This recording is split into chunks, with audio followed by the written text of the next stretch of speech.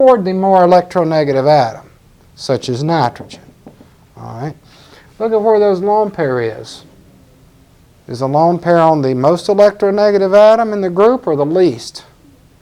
The most. Electrons stay on the most electronegative atom, right? All right. Now look at this one. What's the electronegativity difference in sodium chloride? Well, looking at the electronegativity, and John's got that on his periodic table too. You know where it is, John? Yeah. Have you found it? Let me see if I can find it for you here. Look at all these numbers. Good granny. Difference in electronegativity, he's got that. 2.1. Is it 2.1? I'm trying to find it on his.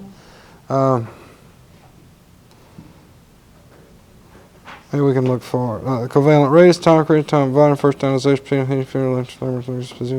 it is, electronegativity.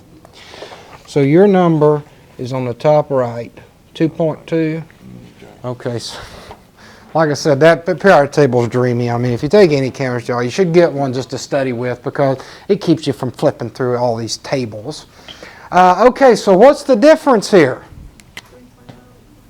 This is 3.0 and this is what? 0.9. Subtract them, take the absolute value, and what are you going to get?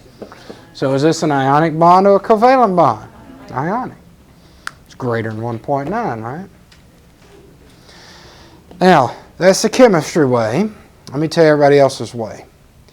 If a metal and a non-metal are present, how's it going to go? Ionic, right? Metal, non-metal, ionic.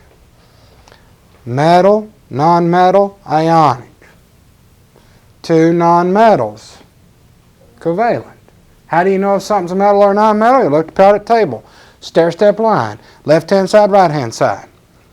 You see, the more two atoms are divorced from each other, the more ionic character they would have. All right? So I'm just going to squeeze here so I have to turn on that thing for a moment. So like, see, if you're talking about cesium and then something way up in here, that is what? Ionic. Because look, the electronegativity difference would be huge. Now what if you're talking about like from here to here? Well, who knows, right? You start getting a little shaky. All right. But generally, if it is a metal bonded to a non-metal, you would call it a an ionic bond. And most of the time you would be right. You see, so you may be saying, well, King, why do you tell us all of these things and whatnot? Well, when you take your MCAT, when you take your PCAT or your dental school exam, you may not have nifty-difty table in front of you.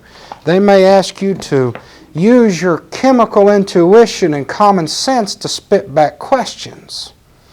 And if you see a compound such as magnesium chloride, is this ionic or covalent? Ionic. Boom, there's a metal and a non-metal. Move along with your life. 99% of the time you'll be right. But take a look at this one. Calcium sulfide. What's the electronegativity? First off, what would you predict? Common sense tells you what? Chemical intuition. Ionic. Metal, non-metal, forget it. Let's run the numbers though, just for giggles. What are they? 1.0 and what? 2.5. So what's the electronegativity difference here? So this is what type of a bond? This is a covalent bond. So this would be an example of a time you would be wrong. Right? So it does happen. And you have to remember when you're talking about periodic trends, when you're talking about chemistry, we answer questions about what happens most of the time. All right? Because you don't want to go and look up every single thing. You want to have a gut feeling of what's probably going to happen. Does that make sense? My wife gets so mad at me. I'll ask her, what time you think you're going to be home? Or what time you think that seminar is going to be over? Or whatever. She'll say, I don't know. I hate that. Do you guys hate that? Do you have a husband or a wife that tells you that?